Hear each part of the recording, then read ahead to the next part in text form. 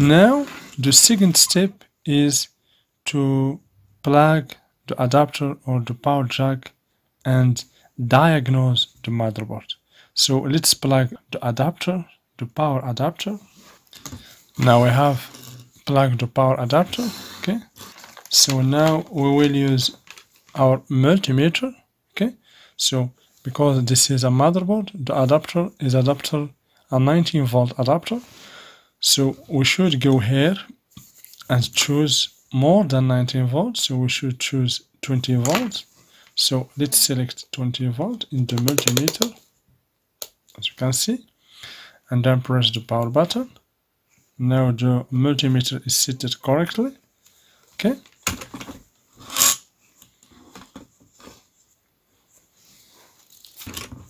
So here we have the multimeter probes. Always we use this probe to ground, and this probe we do power rail. Okay, so for the ground, here we have ground.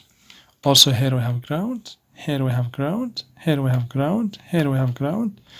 The ground is everywhere in the motherboard. So let's put the black probe in the ground, as you can see here. So let's put the black probe here or even here. Okay. And then use just one hand with the red probe. So let's check here 19 volt. As you see, we have the red wire. So let's check here 19 volt.